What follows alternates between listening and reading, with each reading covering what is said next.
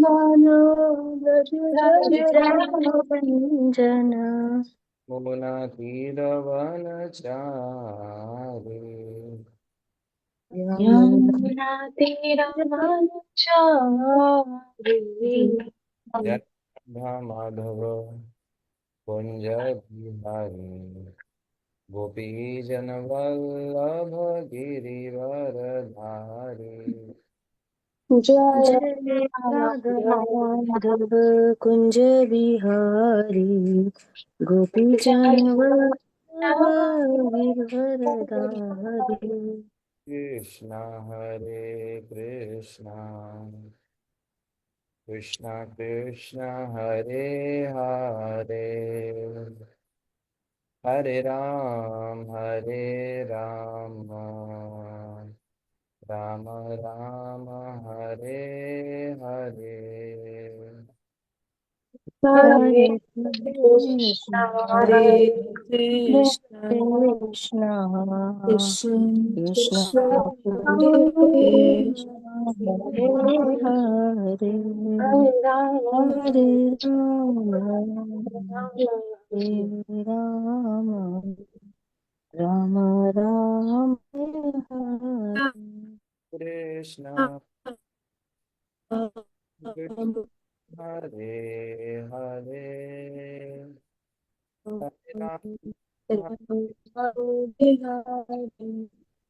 राम राम हरे हरे।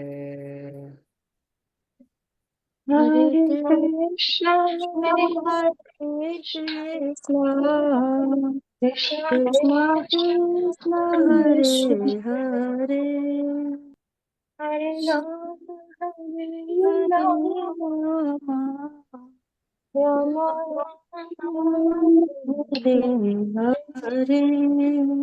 हरे Krishna Krishna Krishna Hare Hare Hare Ram Ram Ram Hare Hare. Hare Krishna, Hare हरे Krishna, Krishna Krishna Krishna Krishna Hare Hare Hare Hare Ram हरे Ram Ram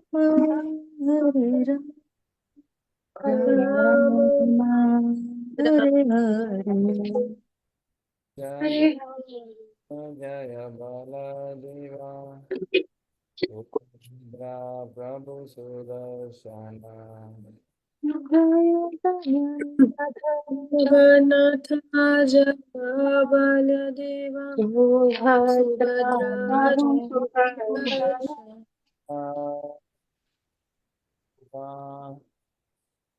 Prabhupada Prabhupada Jaya Jaya जय जय Prabhupada Prabhupada Prabhupada Prabhupada Prabhupada Paramhans परिव्राजकाचार्य षोडश कृष्ण कृपा मूर्ति श्री श्रीमद अभय चरणारविंद भक्तिवेदांत स्वामी श्री प्रभुपाद महाराज की जय। कृष्ण कृपा मूर्ति श्री श्रीमद अभय चरणारविंद भक्तिवेदांत स्वामी श्री प्रभुपाद महाराज की जय। नित्य लीला प्रविश्यम विष्णुपाद परमहंस परिव्राजकाचार्य षोडश कृष्ण कृपा मूर्ति श्री श्रीमद भक्तिवेदांत सरस्वती गोस्वामी प्रभुपाद की जय। कृष्ण भक्त वृंद की जय। जय आचार्य श्री हरिदास ठाकुर की जय।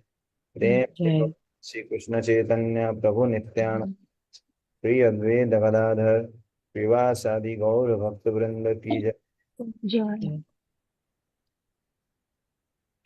श्री राधा कृष्ण गोपनाथ श्याम कुंड राधा कुंड गिरि गोवर्धन की जय। वृंदावन धाम की जय। बांके धाम की जय। धाम की जय। श्री अयोध्यापुरी धाम की जय। श्री द्वारकापुरी धाम की जय। श्री जगन्नाथपुरी धाम की जय। श्री श्री जगन्नाथ बलदेव सुभद्रा प्रभु सुदर्शन की जय। गंगा यमुना माई की जय। वृंदेश्वरी महारानी की जय। श्री हरि संकीर्तन की जय। हरे कृष्ण महामंत्र की जय। गौतम पुराण की जय। श्रीमद् भगवत रूप की जय। श्री दिव्य ग्रंथ वितरण की जय। श्री प्रभुपाद जय विक्रमों की जय। सब एकत्रित होकर जय जयकार हो हरे कृष्णा। कृष्ण जय जयकार हो हरे कृष्ण। जय जयकार हो हरे कृष्णा। जय कृष्ण जयकार हो। ओम नमो भगवते वासुदेवाय। ॐ नमो भगवते वासुदेवाय। ओम नमो भगवते वासुदेवाय। नमो भगवते वासुदेवाय। ओम नमो भगवते वासुदेवाय। ॐ नमो भगवते वासुदेवाय। ओमज्ञानतिमिरान्धस्य ज्ञानञ्जनशलाकया चक्षुरुन्मिलितं येन तस्मै श्रीगुरुवे नमः। श्रीचैतन्यमनोभीष्टं स्थापितं येन भूतले स्वयं रूपः कदा मह्यं ददाति स्वपदान्तिकं। वन्देऽहं श्रीगुरो श्रीयुतापदकमलं श्रीगुरुन् वैष्णवां च। श्रीरूपं साग्रजातं सहगन् रघुनाथान्वितं तं सजीवं साद्वैतं सावधूतं परिजनसहितं कृष्णचैतन्यदेवं श्रीराधा कृष्णपादान् सहगण ललिता श्रीविशाखान्वितांश्च। हे कृष्णा करुणा सिन्धु दीनबन्धो जगत्पते गोपेश गोपिकान्त राधाकान्त नमस्तुते। तप्त काञ्चन गौराङ्गी राधे वृन्दावनेश्वरी वृषभानुसुते देवी प्रणमामि हरिप्रिये। वाञ्छाकल्पतरुभ्यश्च कृपा सिन्धुभ्येव च प्रपतितानां पावनेभ्यो वैष्णवेभ्यो नमो नमः। जय श्री कृष्ण चैतन्य प्रभु नित्यानंद श्री अद्वैत गदाधर श्रीवासादि गौर भक्त वृंद। हरे कृष्णा कृष्ण कृष्ण हरे हरे हरे राम राम राम हरे हरे। सर्वशास्त्राब्धिपीयूषः सर्ववैदिकषट्फलः सर्वसिद्धान्तरत्नादय सर्वलोकैकदृक्पदः सर्वभागवतः प्राण श्रीमद्भागवतः प्रभु कलिध्वंत उदित आदित्य श्रीकृष्ण परिवर्तिता परमानंद पाठाय प्रेमवर्षक्षराय ते सर्वदा सर्वसेव्याय श्रीकृष्ण नमस्तुते। मदेकबन्धु मत्सङ्गिं मद्गुरो मद्महाधना मद्निस्तारको मद्भाग्य मदानन्द नमस्तुते। असाधु साधुतादायिन अतिनीचोचतः करा हानमुञ्चा कदाचिन्मां प्रेम्ण हृत्कण्ठया स्पुरः। निखिलश्रुतिमौलिरत्नमाला द्युति निराजिता पादपङ्कजान्ता हैमुक्तकुलैरुपास्यमानां हरितास्त्वं हरिनाम संशयामि। नीलाचल निवासाय नित्याय परमात्मने बलभद्र सुभद्राभ्यां जगन्नाथाय ते नमः। नमस्ते गिरिराजाय श्रीगोवर्धननामिने अशेष क्लेशनाशाय परमानन्ददायिने मनोजवं मारुतुल्यवेगं जितेन्द्रियं बुद्धिमतां वरिष्ठं वातात्मजं वानरयूतमुखं श्रीरामदूतं शरणं प्रपद्ये। नमो विष्णुपादाय कृष्णप्रेष्ठाय भूतले श्रीमते भक्तिवेदान्त स्वामिनिति नामिने। नमस्ते सारस्वते देवे गौरवाणी प्रचारिणे निर्विशेष शून्यवादी पाश्चात्यदेशतारिणे। हरे कृष्ण। तो हम चर्चा कर रहे थे श्रीमद् भागवतम के पहले स्कंद के पहले अध्याय के पहले नंबर श्लोक।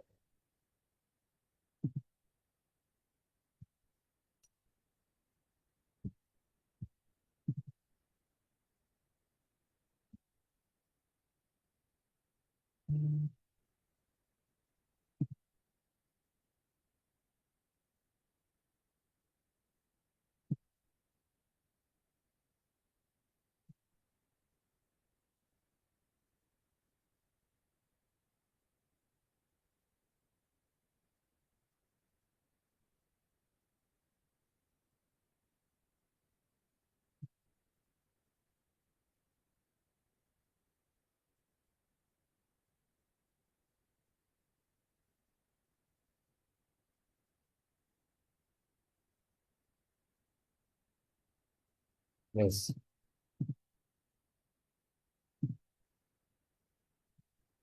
तो सबसे पहले हमने डिस्कस किया मंगलाचरण के बारे में।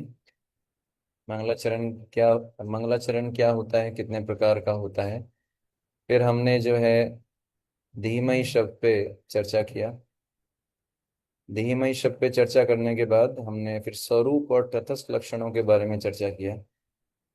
स्वरूप लक्षण के बारे में हम डिस्कस कर रहे थे। स्वरूप लक्षण के अंदर तो परम और सत्यम, इन इन शब्दों पे हम चर्चा कर रहे थे। परम शब्द का अर्थ चर्चा करते हुए हमने बताया था कि परम मतलब ये जो है परम ईश्वर, परमेश्वर के लिए लागू होता है।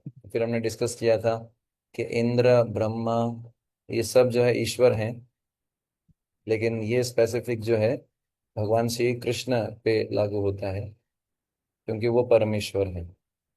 या ये जो है परम ना तो ब्रह्म ज्योति पे लागू होता है ना परमात्मा पे लागू होता है क्योंकि वो भगवान का सर्वोत्कृष्ट प्राकट्य नहीं है। फिर सत्यम शब्द की चर्चा करते हुए हमने डिस्कस किया था। हम्म, सत्यम। हम्म, तो उसमें एक श्लोक पे हम डिस्कस कर रहे थे सत्यम शब्द पे। ये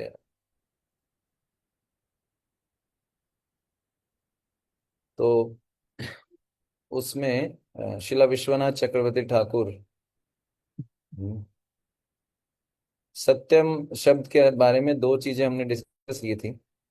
पहला तो है सर्व काल सर्वदेश वर्ती नाम सत्यम। तो सत्यम ऐसी पर्सनैलिटी पर लागू होगा जो सर्वकाल हर समय भूत वर्तमान भविष्य और सर्वदेश हर जगह एक साथ उपस्थित हैं। ऐसे ही व्यक्तित्व को हम सत्यम बोल सकते हैं।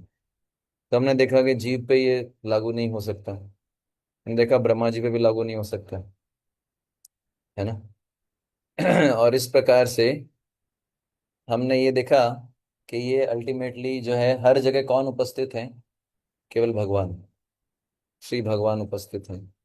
और इसके अलावा हमेशा वही उपस्थित रहते हैं। परमात्मा जो उनका एक अंश, जो एक फीचर है, वो भी जो है जब सृष्टि खत्म हो जाती है, जब आप देखेंगे अभी आज हम प्रलय के बारे में चर्चा करेंगे, तो ये बड़ा इंपॉर्टेंट है प्रलय को समझना, उससे बहुत सारी चीजें क्लियर होंगी। तो श्रीमद् भागवतम के 12वें स्कंद के अंदर श्रीमद् भागवतम के 12वें स्कंद के अंदर चार प्रकार की प्रलय बताई गई है। चार प्रकार की प्रलय है। मैं डिटेल में नहीं बताऊंगा। आप डिटेल में, आपके पास भागवतम है तो आप पढ़ के इसको स्टडी कर सकते हैं कि क्या क्या होता है हर प्रलय में। तो चार प्रकार की प्रलय में से पहली जो प्रलय है वो है नित्य प्रलय। नित्य प्रलय, नित्य प्रलय का अर्थ है कि हर क्षण हर वस्तु में बदलाव हो रहा है। नित्य प्रलय, जैसे हम देख रहे हैं कि कोई भी चीज आती है नई नई, ये हमारा शरीर है, हर क्षण इसमें बदलाव हो रहा है ना। विनाश की तरफ जा रहे हैं हम लोग, हर चीज धीरे धीरे डिग्रेड होती है। ऐसे ही हम लोग हैं। तो धीरे धीरे हम भी विनाश की तरफ जा रहे हैं। हमारा, हम विनाश की तरफ जा रहे हैं मतलब हमारा शरीर विनाश की तरफ जा रहा है। इसको बोलते हैं नित्य प्रलय। ये ऐसे होता है कि पता भी नहीं चलता कि नित्य प्रलय हो रही है। ये हर सेकंड हो रहा है नित्य प्रलय। दूसरे प्रकार का प्रलय है जिसको बोला जाता है, इसको बोला जाता है नैमितिक प्रलय। नैमितिक नैमितिक प्रलय का अर्थ क्या होता है कि जो ब्रह्मा जी का एक दिन जब समाप्त होता है तो जो प्रलय होती है।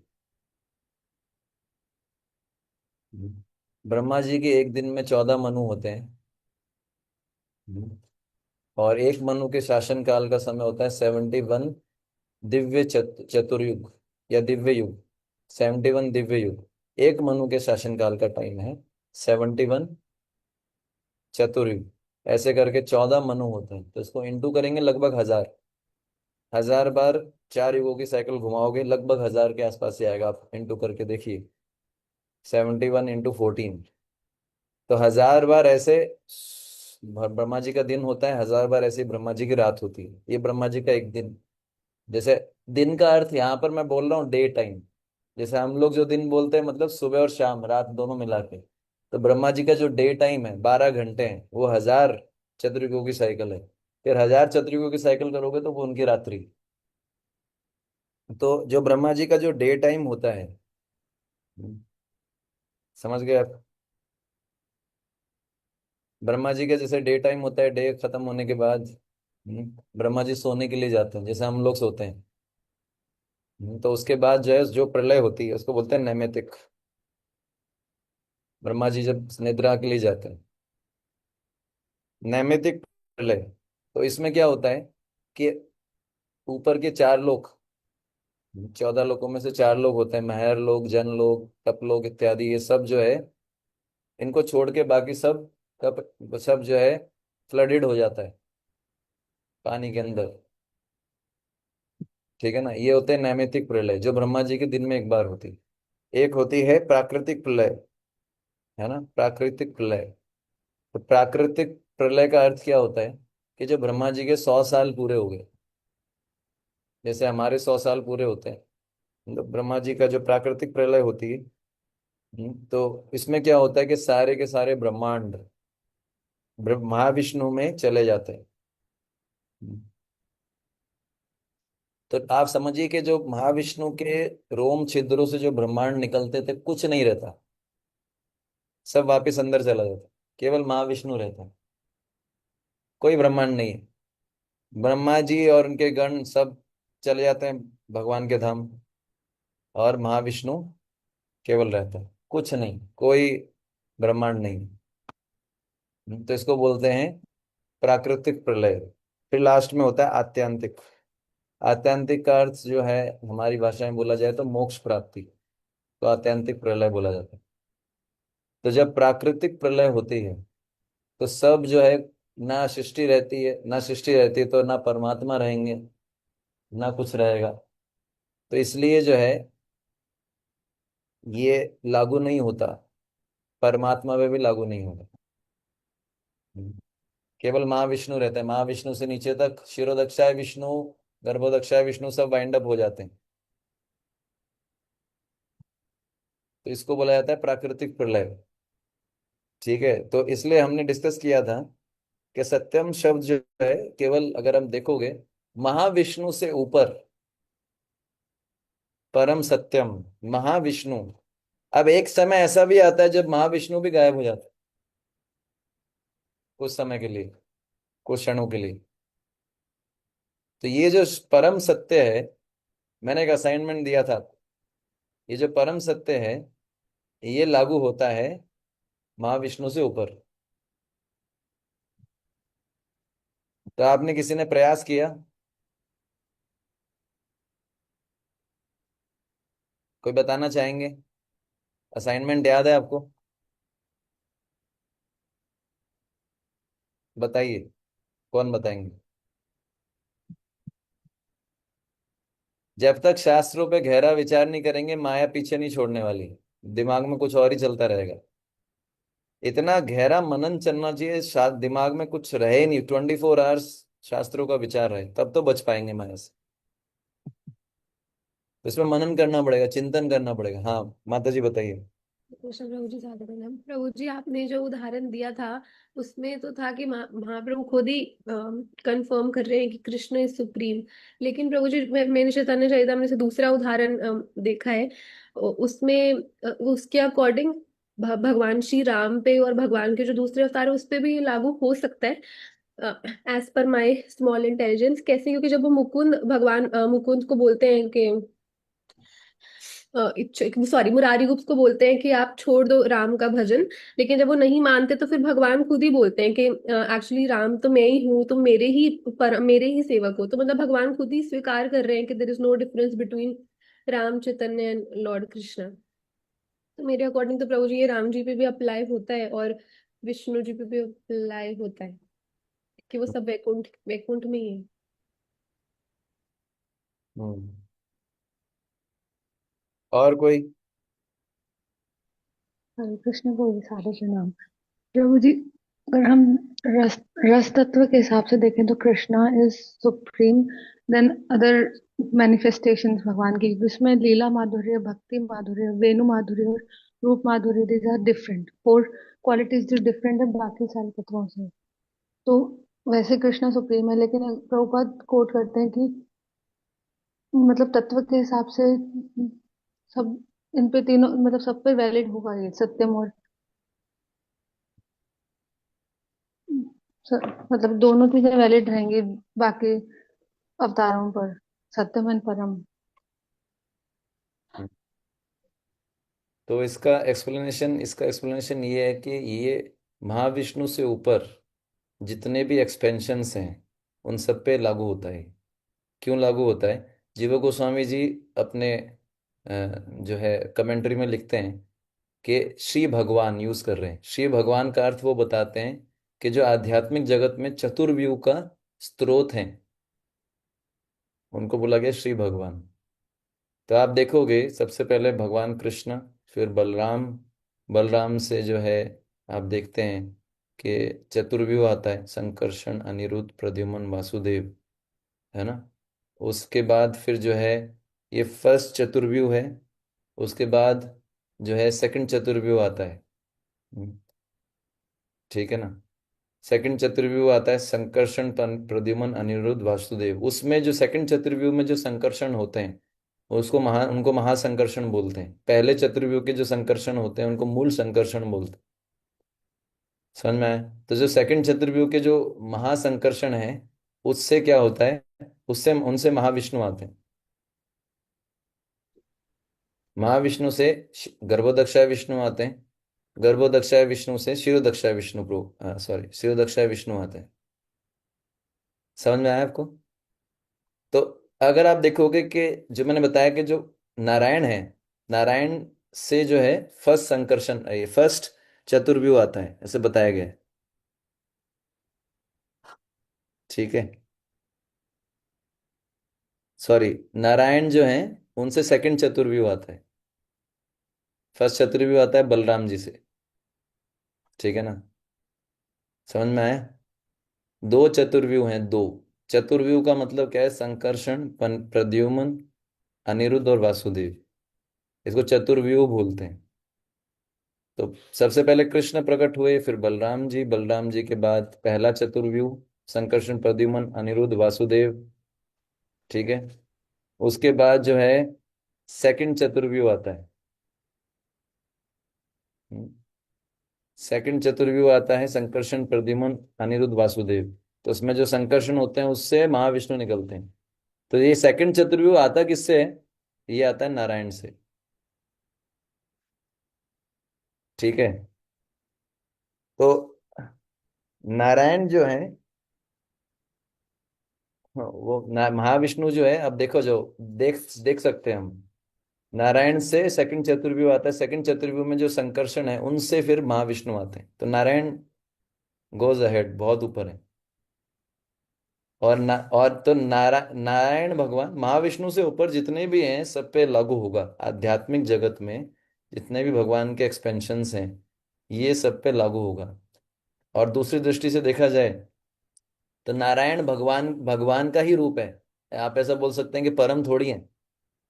यहाँ पर परम, आप हम ऐसा सोच रहे हैं कि कृष्ण परम रूप हैं, लेकिन टेक्निकली देखा जाए तो वो भी तो पर्सनल फॉर्म है ना भगवान का। नारायण भी तो श्री श्री भगवान की कैटेगरी में आते हैं।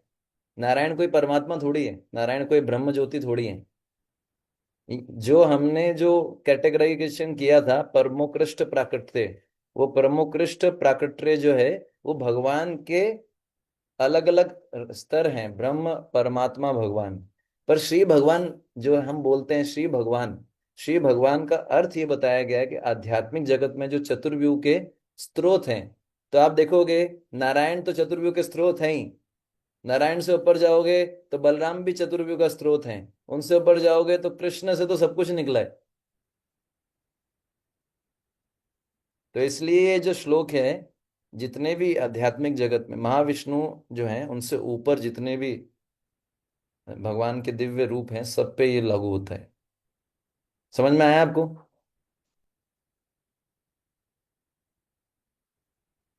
समझ में आया ये चीज? अगर किसी को डाउट है तो आप इसको रिगार्डिंग वो पहले भगवान के एक्सपेंशंस पढ़ेंगे ना तो आपको क्लियर होगा, है ना। फर्स्ट पहला चतुर्व्यूह, दूसरा चतुर्व्यूह, ये जब तक नहीं क्लियर होगा तब तक डाउट्स आएंगे। ठीक है, तो ये हम जो है डिस्कस कर रहे थे।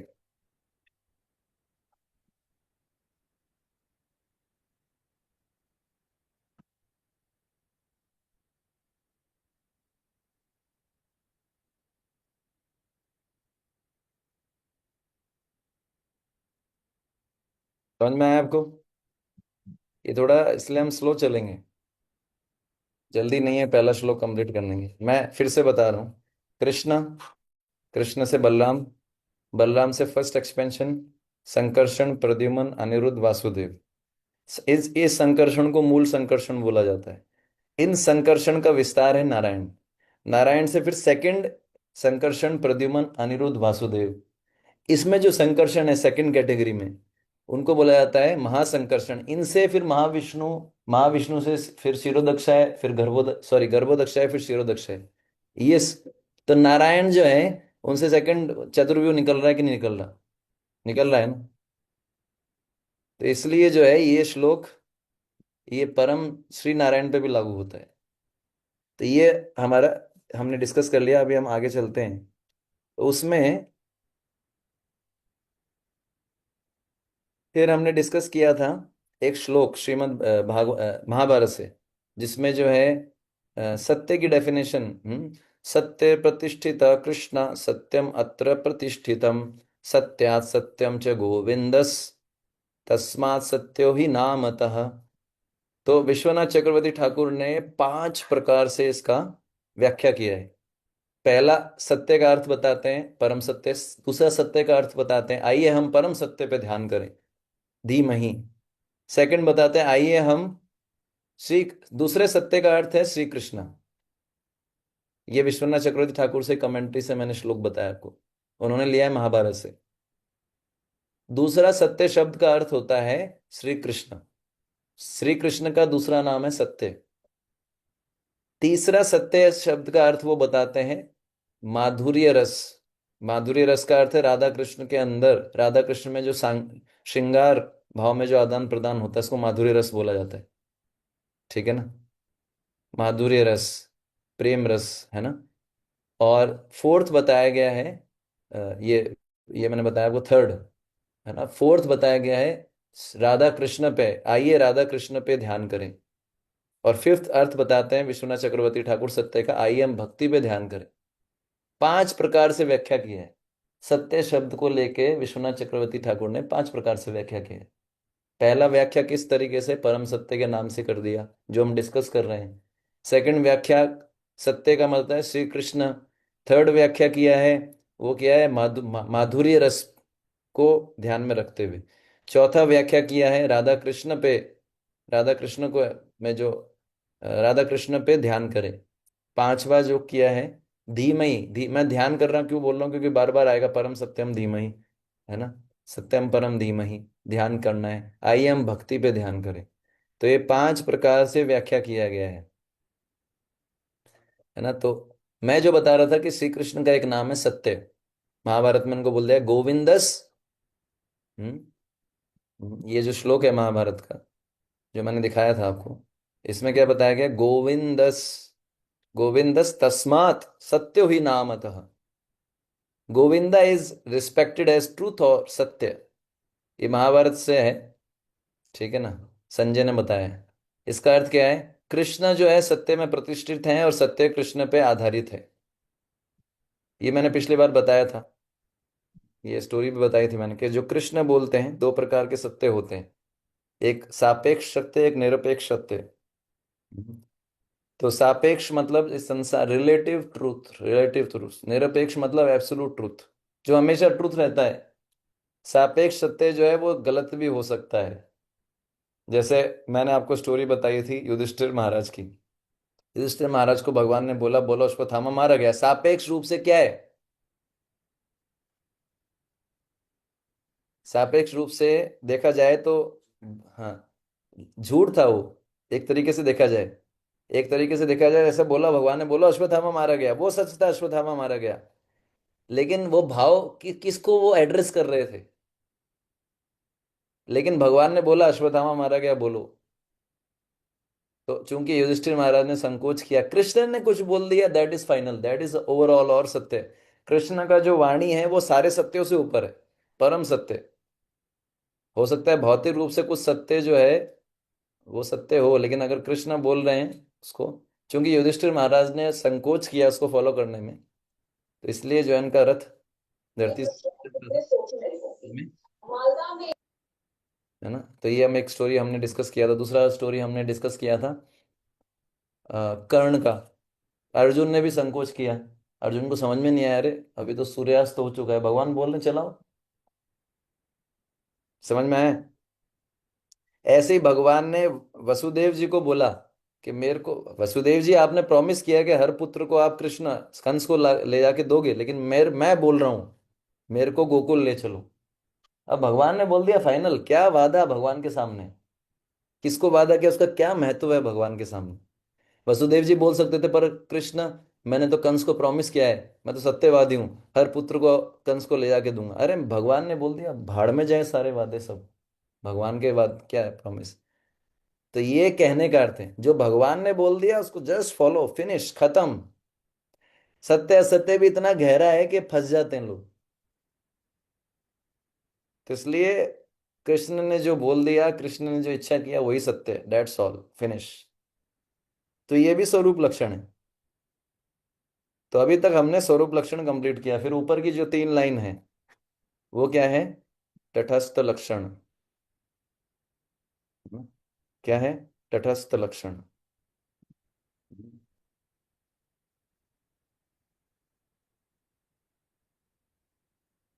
तटस्थ लक्षण का अर्थ क्या है, इसको थोड़ा देखते हैं। स्वरूप लक्षण अभी हमने देखा, तटस्थ लक्षण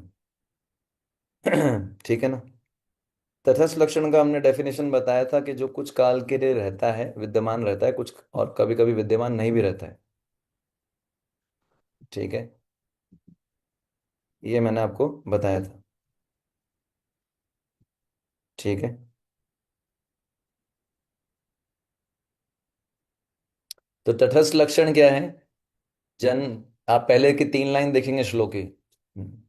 जन्मादस्य यतोऽन्वयात् इतरत चार्थेषु अभिज्ञ स्वराट् तेने ब्रह्म हृदयादिकवये मूयन्ति यत् शूरया तेजो वारिमृदां यथा विनिमयो यत्र त्रिसर्गो अमृषा।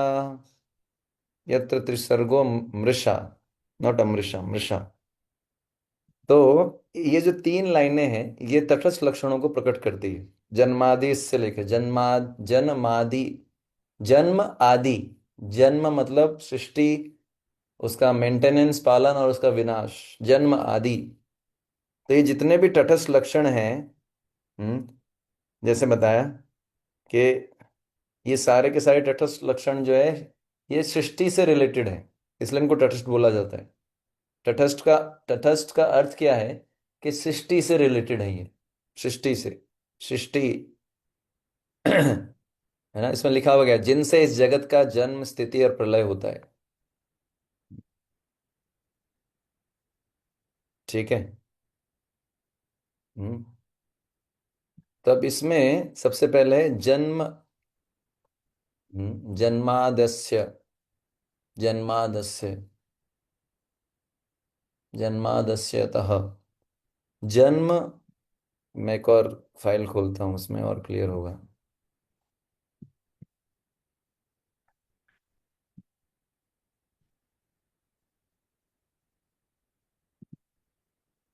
दिखाई दे रहा है सबको?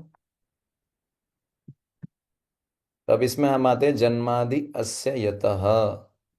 तो जितने भी ब्रह्मांड है, व्यक्त ब्रह्मांड है ना, ब्रह्मांड को मैंने बोला, सृष्टि को मैंने बोला था प्रपंच भी बोला जाता है। जन्मादि अस्य, हाँ, हम्म, जन्मादि अस्य यतः, सारे के सारे ब्रह्मांड की उत्पत्ति, जन्म, आदि, आदि में पालन और संहार तीनों आ जाता है। तो इन सब के जो है कारण, समस्त कारणों के कारण क्या है? भगवान श्री कृष्ण। इसको थोड़ा समझते हैं। हम्म।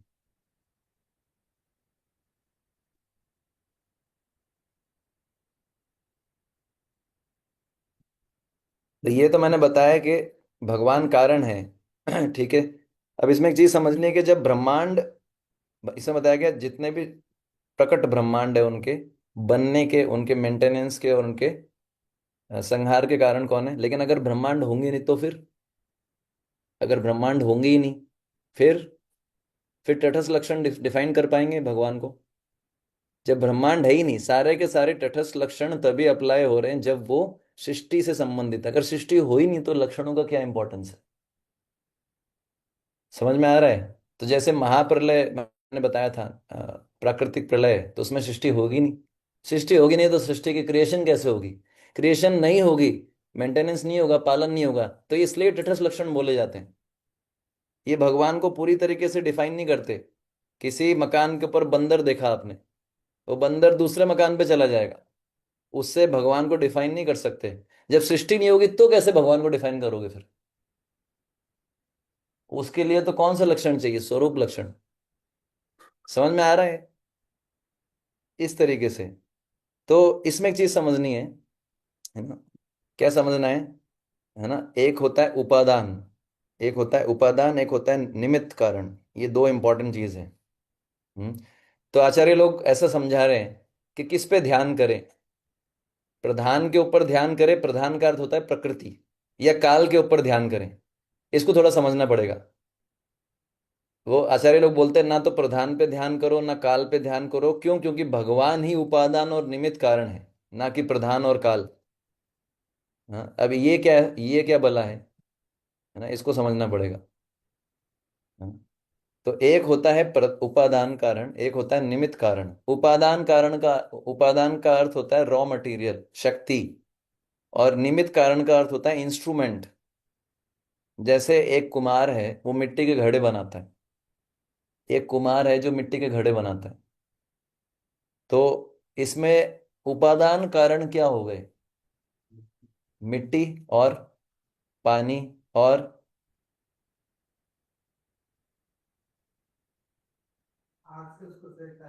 आग, मिट्टी, पानी इत्यादि, ये सब क्या है? रॉ मटेरियल है। जो भी रॉ मटेरियल है, मैंने स्वरूप लक्षण में बताया था, उपादान का अर्थ होता है कॉन्स्टिट्यूएंट, इंग्रेडिएंट, रॉ मटेरियल। तो ये सारे के सारे रॉ मटेरियल हैं, है ना। इसको बोला जाता है उपादान कारण, घड़े बनने का। और निमित्त कारण क्या है? माध्यम कौन बनता है? बताइए।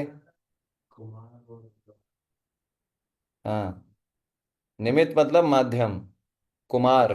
और वो जो चक्र होता है कुमार के पास, जो वो व्हील होता है, और भी जो चीज, जो माध्यम बनते हैं। समझ में आया ना? तो अब मान लीजिए जैसे आपको बहुत सारे घड़े बनाने हैं, जैसे कोई फेस्टिवल आया, आपको बहुत सारे, एक 1008 मटके तैयार करने हैं। तो आपने जो है कुमार के पास गए, ये मटके तैयार करो। ठीक है। तो आपको कुम्हार को क्या करना पड़ेगा? आपको कुम्हार को पैसे देने पड़ेंगे, फिर कुम्हार पैसे लेगा, फिर आपके मटके रेडी करेगा। ये मटके किसके कहे जाएंगे? कुम्हार ने जो मटके रेडी किए वो किसके बोले जाएंगे? हमारे बोले जाएंगे। क्यों बोले जाएंगे? हमने पैसे दिया है। पैसे से बेसिकली कुमार ने किया क्या? मिट्टी खरीदी, मिट्टी लाया होगा, ये सब लाया है। तो मिट्टी एक तरीके से हमारी होगी ना, हमने उसको मिट्टी खरीद के दी, हमने पैसे दिए, मतलब उसको मिट्टी ला के दे दी, रॉ मटेरियल ला के दे दिया। अब मैं बोलूं, ऐसा बोलता हूं कि घड़े कुम्हार के हैं, तो मैं सही बोल रहा हूँ गलत बोल रहा हूँ? ये घड़े किसके हुए? क्या ये घड़े कुम्हार के हैं क्योंकि कुम्हार ने बनाया, या ये घड़े जो है किसके हैं घड़े, या मालिक के घड़े हैं? किसके कहे जाएंगे घड़े? मालिक के कहे जाएंगे। क्यों कहे जाएंगे मालिक के? उसने पैसे दिए, यानी रॉ मटेरियल दिया है। अगर मालिक पैसे नहीं देगा तो कैसे बनेंगे घड़े? तो ऐसे आचार्य लोग बताते हैं, कोई बोलता है प्रकृति ही कारण है सृष्टि का, तो प्रकृति नॉन लिविंग है, प्रकृति लिविंग नहीं है। प्रधान, यहां पर प्रधान शब्द का अर्थ है प्रकृति। कोई बोलता है प्रकृति ही कारण है, कोई बोलता है काल। ये जब सृष्टि क्रिएट होती है ना, तो एक कुछ चीजें हैं, समझनी पड़ेगी। काल, काल, भगवत गीता में 5 विषय पढ़ते हैं हम, प्रकृति, ईश्वर, काल, जीव। तो प्रकृति, कोई बोलता है प्रकृति कारण है सृष्टि बनने का, कोई बोलता है काल कारण है। तो ये क्या हो गया? अब आप इसको कंपेयर करो सृष्टि बनने से, मटके बनने को कंपेयर करो सृष्टि बनने से। तो भौतिक जगत बनने के लिए जो रॉ मटेरियल चाहिए उसको उपादान कारण बोला जाता है। वो रॉ मटेरियल आता कहाँ से? आप बोलोगे कैसे बनता है? जो जो भी तत्व है ना, बोला जाता है पृथ्वी, वायु, जल, ये कहाँ से आता है? तो ये उपादान में आ गया रॉ मटेरियल। भौतिक जगत, जिन जिन रॉ मटेरियल, जो शक्ति जिसको बोला जाता है ना, ये सब कहाँ से आता है? भगवान से आता है। तो उपादान कारण रॉ मटेरियल है माया। माया, ऐसा लगता है कोई बोलता है माया, माया, ये माया ने, माया के कारण ही जगत की सृष्टि हुई है। माया प्रात दिखता है ऐसा माया से हुई, लेकिन माया के पीछे कौन है? भगवान। ऐसे ही निमित्त कारण क्या है? निमित्त कारण है काल, जीव, अलग अलग जीव। जैसे भगवान जब सृष्टि करते हैं तो ब्रह्मा जी का सहारा लेते हैं, विसर्ग। भगवान स्वतंत्र हैं, लेकिन ब्रह्मा जी के माध्यम से सेकेंडरी क्रिएशन करते हैं। तो माध्यम कौन बना? ब्रह्मा जी, काल।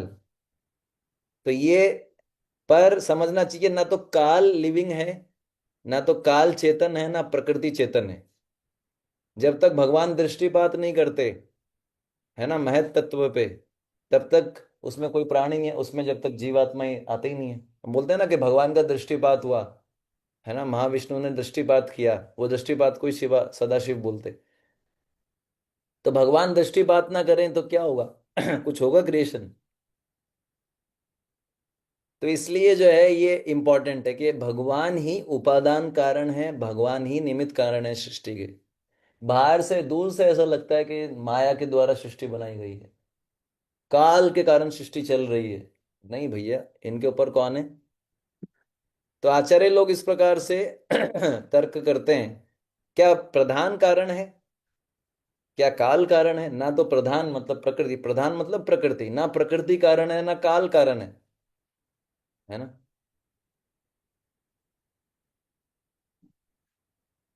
तो क्योंकि प्रधान तो जड़ है, इसमें तो कोई चेतना ही नहीं है, इसलिए आगे शब्द आया है अभिज्ञ। इसलिए शब्द आए अभिज्ञ। अभिज्ञ का अर्थ होता है चेतन, अभिज्ञ का अर्थ होता है लिविंग, चेतन। तो ना तो प्रधान चेतन है, ना काल चेतन होता है, इसलिए प्रधान भी कारण नहीं हो सकता, इसलिए काल भी कारण। तो जीव कारण है, आचार्य लोग काटते हैं इसको। इसको बोला जाता है, मैंने बताया था आपको, जब मैं डेविल्स एडवोकेट नहीं बोला जाता, इसको बोला जाता है, मैंने बताया था जब मैं डेफिनेशन दे रहा था गाय की, तो मैंने बताया था अति, क्या बताया था? अतिशोक्ति नहीं। अब क्या बोला, क्या बताया था, किसी को याद है?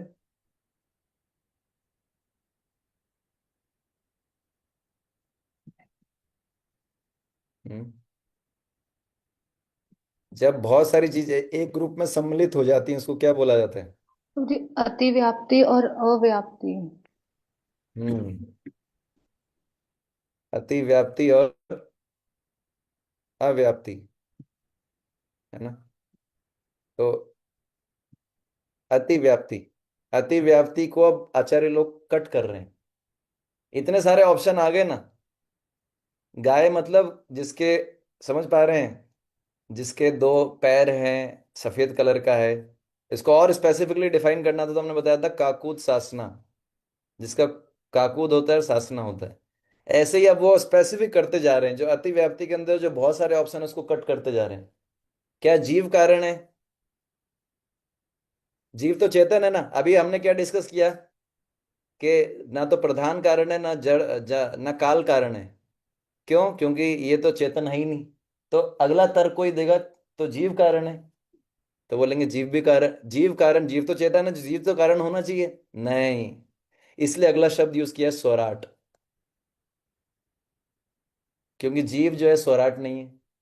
यानी आप समझ पा रहे हैं, ये सारे डेफिनेशन देने के बाद कोई भी भगवान, श्री भगवान के अलावा इस कैटेगरी में फिट ही नहीं बैठेगा। तो जीव कारण क्यों नहीं है? जीव तो चेतन है सृष्टि का, क्योंकि जीव स्वराट नहीं है। तो ब्रह्मा जी कारण है? ब्रह्मा जी भी कारण नहीं। क्यों? क्योंकि ब्रह्मा जी भी स्वराट नहीं, क्योंकि ब्रह्मा जी को ज्ञान किसने दिया? तेने ब्रह्म हृदय या आदि कवये। यहाँ पर ब्रह्म का अर्थ है वैदिक ज्ञान, ब्रह्मा जी अर्थ नहीं है यहाँ पर ब्रह्म का। ब्रह्म का अर्थ ब्रह्मा जी नहीं है। तेने ब्रह्म वैदिक ज्ञान हृदय, हृदय में दिया। आदि कवये, तो आदि कव्य कौन है? ये आदि कव्य शब्द ब्रह्मा जी के लिए काम में है। तो जीव कारण नहीं है क्योंकि जीव स्वराट नहीं है। तो क्या ब्रह्मा जी कारण हो सकते हैं? उन पे ध्यान किया जाए? नहीं, ब्रह्मा जी भी स्वराट, उनको ज्ञान भगवान ने दिया सृष्टि करने का, इसलिए शब्द यूज किया तेने ब्रह्म हृदय आदि कवि। तो फिर कोई बोलेगा लेकिन हमने तो सुना ही नहीं। कोई ऐसा भी क्वेश्चन पूछता है, हमने तो सुना ही नहीं कि ब्रह्मा जी ने कब ज्ञान लिया, कौन से गुरुकुल में गए, कौन से स्कूल में गए। तो इसलिए वो शब्द यूज किया गया है, ब्रह्म, तेने ब्रह्म हृदय, हृदया, हृदया आदि कवि, हृदय के अंदर ज्ञान प्रकाशित किया।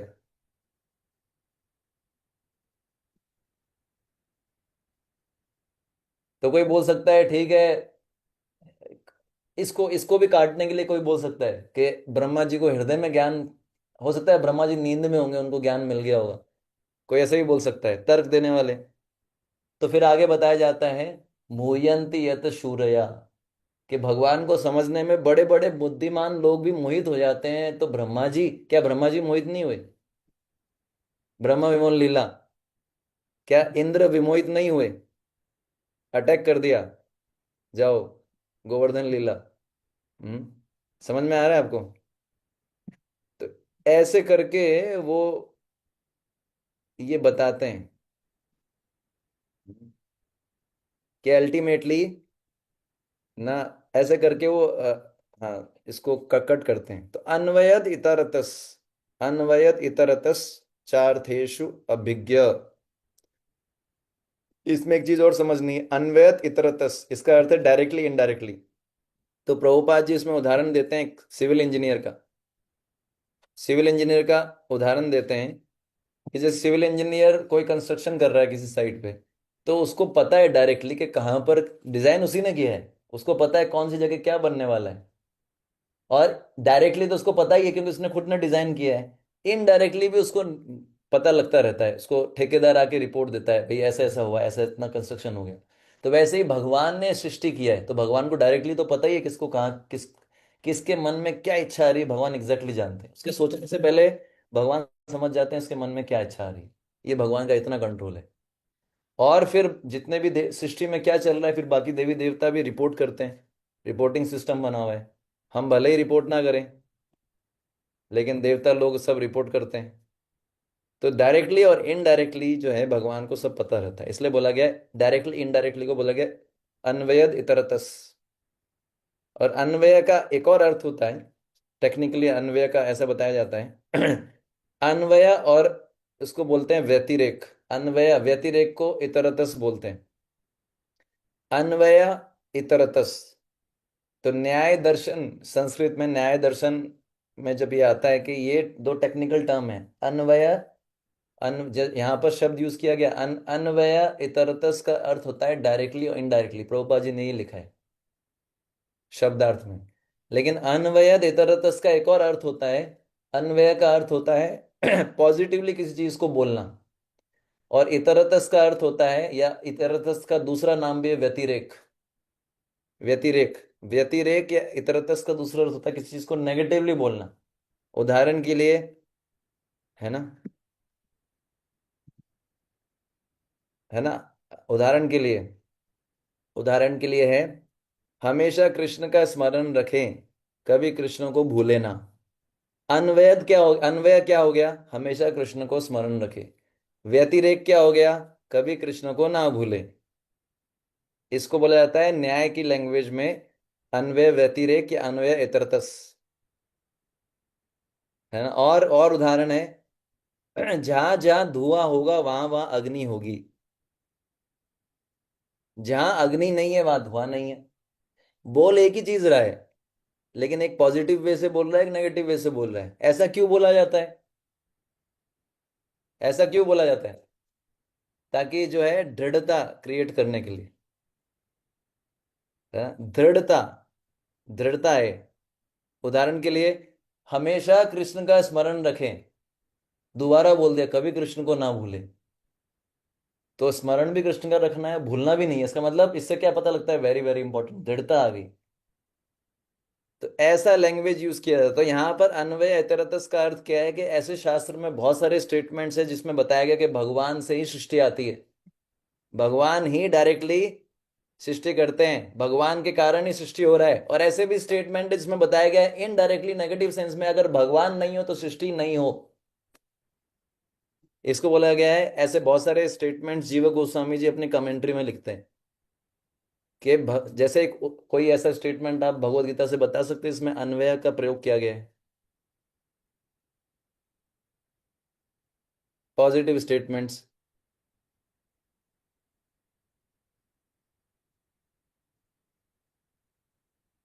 कोई बताना चाहेगा भगवत गीता से कोई? बहुत सारे स्टेटमेंट्स ऐसे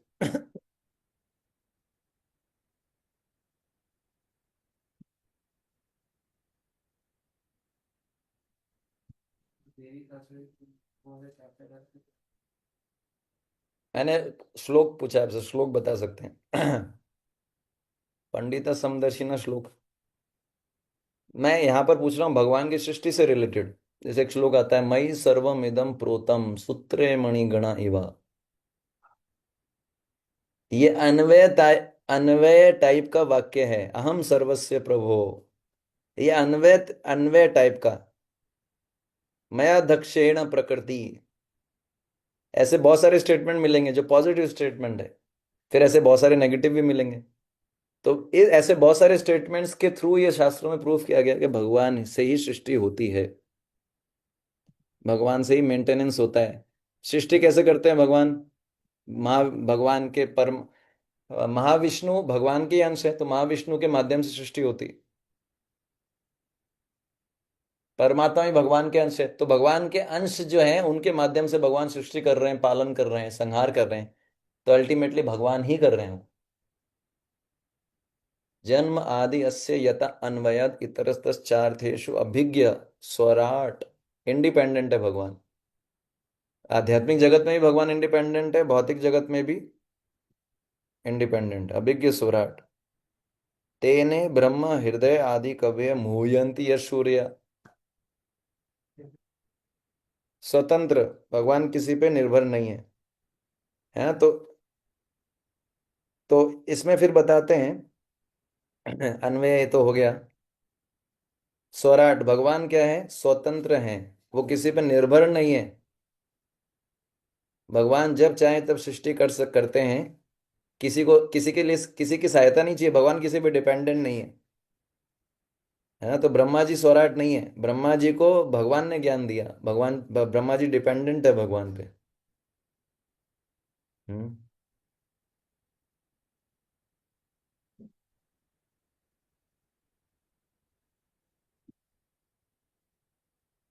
तो यहाँ पर क्या है, जितने भी ये तटस्थ लक्षण है ना, ये सृष्टि के संबंध में बोले गए हैं, इसलिए तटस्थ है। अगर इनको सृष्टि के संबंध में ना बोला जाए तो ये स्वरूप भी हो सकते हैं। स्वरूप लक्षण, तटस्थ लक्षण, यहाँ पर हम जो भगवान का पढ़ रहे हैं, इसमें जो मेन डिफरेंस है, कभी विद्यमान रहते हैं कभी नहीं रहते। किस बेसिस पे? सृष्टि रहेगी तो विद्यमान रहेंगे, सृष्टि नहीं रहेगी तो विद्यमान नहीं रहेंगे। तो ये जो है मुह्यंति यत सूर्या, मुह्यंति यत सूर्या जब बोला व्यासदेव ने, इससे सारे सारे के सारे डेमिगॉड्स, सारे के सारे देवता हट गए। क्योंकि बड़े बड़े देवी देवता भी जो हैं वो भगवान को नहीं समझ पाते, मोहित हो जाते हैं। तो उसके लिए बताया किस प्रकार से जो है मोहित हो जाते हैं। जैसे आपने देखा होगा, आग के आसपास ऐसा पानी सा दिखता है ना, इसको बोलते हैं मेरा, इसको तो नहीं मिराज बोलते, मिराज बोलते हैं जब सड़क पे ऐसा पानी दिखता है, मृग मरीचिका। तो इसमें बता रहे हैं कि प्रभुपाद जी ने उदाहरण दिया है ना, water seen in fire and land seen in water, है ना, इस तरीके से उदाहरण देते हैं प्रभुपाद जी। तो बता रहे हैं कि भगवान के कारण ये सृष्टि एकदम ऐसी लगती है कैसे लगती है जैसे कि भगवान की प्रेजेंस। ये संसार जो है ये भ्रम भ्रम नहीं है, संसार संसार सत्य है, ब्रह्म सत्य है, जगत मिथ्या नहीं है। ब्रह्म सत्य है, जगत भी सत्य है, लेकिन ये टेम्पररी है। और टेम्पररी इतना अट्रैक्टिव लगता है, इतना सुंदर लगता है, ये भगवान की शक्ति के कारण लगता है। जैसे प्रभुपाद जी उदाहरण देते हैं, जैसे जल में स्थल दिखना, जल के अंदर स्थल दिखना, या स्थल में, या फिर आपने अब महाभारत का उदाहरण देखा होगा, दुर्योधन वो जो महल बनाया था, दुर्योधन गिर गया था, द्रौपदी हंसी थी उनपे। क्यों गिर गया था? वो कंफ्यूज हो गया। जहां जमीन लग रही थी वहां पानी था, और जहां पानी था वहां जमीन लग रही थी। तो ये संसार ऐसे बनाया गया है भगवान की शक्तियों के कारण। तो ये जगत जो है टेम्पररी है, पर इसको इतना आकर्षक रूप से प्रस्तुत किया गया है भगवान की शक्तियों के द्वारा, कि एकदम अट्रैक्टिव लगता है। क्यों लगता है ये? क्योंकि भगवान तेजो वारी मृदम यथा विनिमयो यत्र त्रिसर्गो, तीन गुण। हम्म,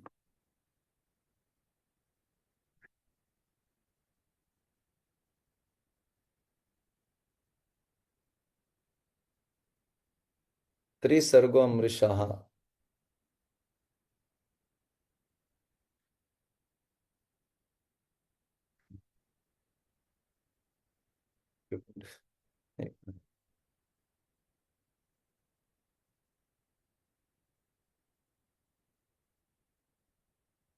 तो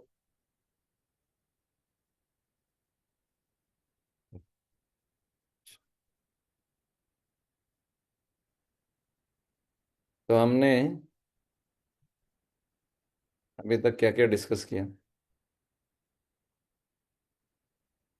जन्मादि, ये मैंने बता दिया आपको, जन्मादि अस्य यतः, व्यक्त ब्रह्मांडों की उत्पत्ति, पालन तथा संहार के समस्त कारणों के आदि कारण, अन्वयाद इतरतः च अर्थेषु अभिज्ञ, प्रत्यक्ष और अप्रत्यक्ष रूप से भगवान जो है अवगत हैं इस संसार से। स्वराट, स्वराट मतलब भगवान परम स्वतंत्र हैं। तेने ब्रह्म हृदय या आदि कविये, ये मैंने बताया, वैदिक ज्ञान दिया ब्रह्मा जी को, और उन्हीं के कारण बड़े बड़े मुनि और देवता भी मोह में गिर जाते हैं। तेजो वार, जिस प्रकार अग्नि में जल या जल में स्थल देखकर कोई माया के द्वारा मोहित होता है। यत त्रिसर्ग अमृषा।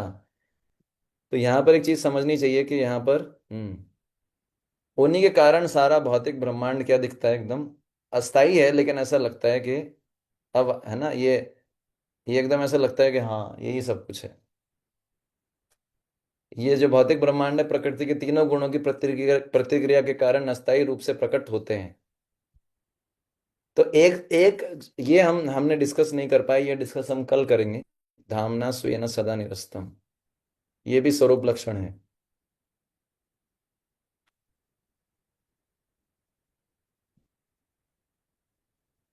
स्वरूप लक्षण यहाँ पर इसको दो भी मान सकते हैं, एक भी मान सकते हैं। लास्ट वाली लाइन में हमने ये डिस्कस नहीं किया, धामना स्वेन सदा निरस्ता। ठीक है। हरे कृष्णा कृष्णा कृष्णा हरे हरे, हरे राम राम राम हरे हरे। जगत गुरु शिला प्रभुपाद की जय। देखिए अभी जो हमने डिस्कस किया ना, अब इसके बाद आप प्रभुपाद जी का परपट पढ़ेंगे ना, आपको बहुत इजीली समझ में आएगा, बहुत फास्ट समझ में आएगा।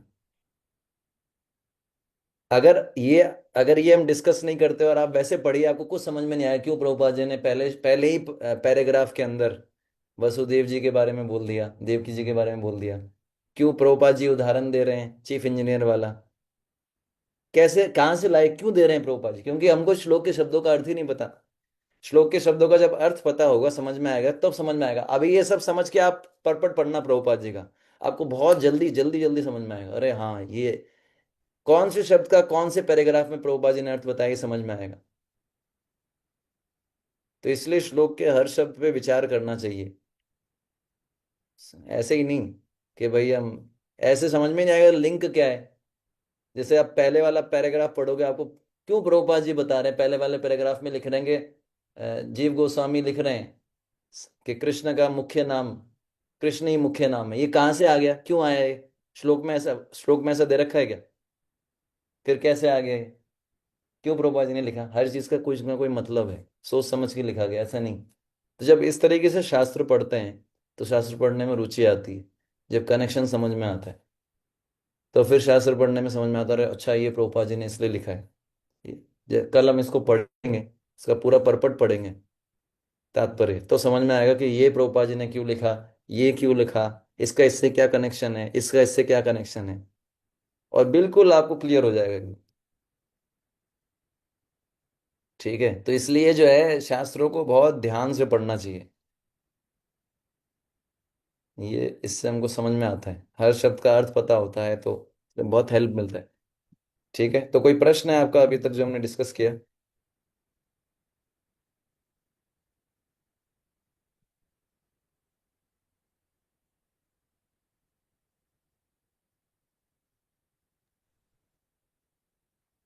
हाँ हाँ। हरे कृष्ण प्रभु जी। प्रभु जी, आपने जैसे अभी लास्ट में बताया कि भगवान के प्रेजेंस के कारण ये जगह जो है इतना इंटरेक्टिव लगता है, तो फिर हमें भगवान क्यों नहीं अट्रैक्टिव लगे, और कैसे क्रिएशन से अपना अट्रैक्शन क्रिएटर की तरफ डाइवर्ट करें? क्योंकि ज्यादातर लोग क्रिएटर को जानते ही नहीं है, क्रिएशन से बड़े आकर्षित रहते हैं, क्योंकि वो विचार नहीं करते, विचारवान नहीं है। उनको वो सुनते नहीं है सही स्रोत से। जैसे आप लोगों ने सुना तो आपको समझ में आ रहा है। अब जब भी आप कोई बढ़िया क्रिएशन देखोगे तो आपके दिमाग में क्या आएगा? नहीं, उसके पीछे भगवान है। क्योंकि वो श्रवण नहीं करते, परंपरा में वो देख ही नहीं पाते, वो इतना प्राइमरी चीज इतनी अट्रैक्टिव लगती है। तो इसलिए जब तक हम सुनेंगे नहीं इस तरीके से, जब तक डीप स्टडी नहीं करेंगे, तब तक जो है क्रिएटर के प्रति आकर्षण होगा ही नहीं, भगवान।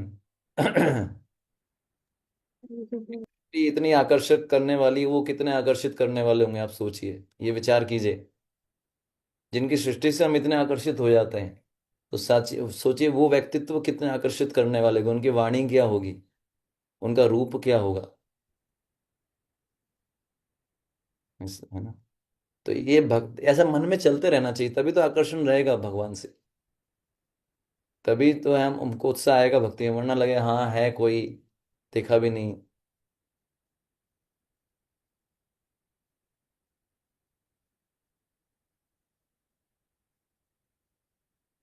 ऐसे उसको बहुत तरीके से समझा जा सकता है। आप क्या पूछे तुम? आत्यंतिक प्रलय वाला ये, इसमें मोक्ष के लिए प्रलय। आत्यंतिक प्रलय जो है आप पढ़ोगे, आत्यंतिक का अर्थ है अल्टीमेटली संसार से निकल जाना, मोक्ष प्राप्ति के लिए। आत्यंतिक प्रलय का अर्थ है, आत्यंतिक प्रलय जो है इसका डिटेल आपको 12th कैंटो में आप पढ़ना। सृष्टि भी रहती है ना, सृष्टि तो। नहीं, ये आत्यंतिक प्रलय का अर्थ है कि हम मतलब मोक्ष प्राप्ति के लिए यहाँ संसार से निकल गए। प्रलय का मतलब होता है, आप टेक्निकली शब्द देखो, है ना? तो लय शब्द आता है, लय, है ना? लय शब्द आता है। लय, लय के कई अर्थ होते हैं, है ना? संस्कृत वाले लोग ज्यादा अच्छे से बता पाएंगे। तो जो यहाँ पर इस प्रलय का अर्थ क्या है कि ये प्रलय अच्छा है हमारे लिए, बाकी तीन प्रलय जो है संसार में डालने वाले हैं। हाँ, आत्यांतिक प्रलय मतलब आत्यांतिक, फाइनली। फाइनली क्या हुआ कि हमको हमारा संसार से हो गया, मोक्ष प्राप्ति हो गई। डिटेल आपको जो है इसमें 12th कैंटो में है, 12:4:34।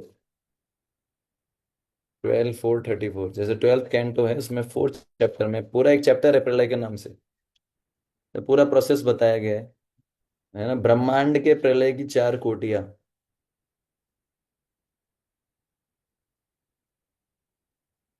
आपके पास भागवतम है तो उसमें आप देख सकते हैं कि उसमें भी 34 नंबर श्लोक है। 34 नंबर श्लोक मैं आपको पढ़ के सुनाता हूँ।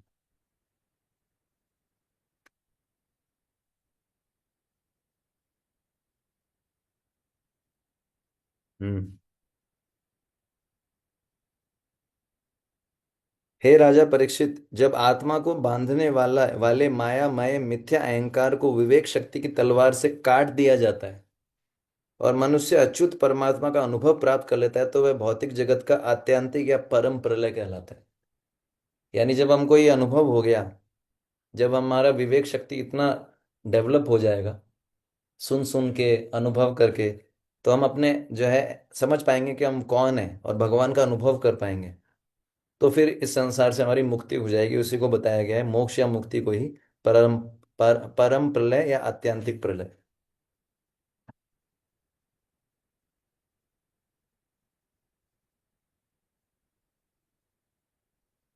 तो आप इसको पढ़िएगा, कल पढ़ के आइएगा, फिर हम लोग उसको डिस्कस करेंगे, ठीक है।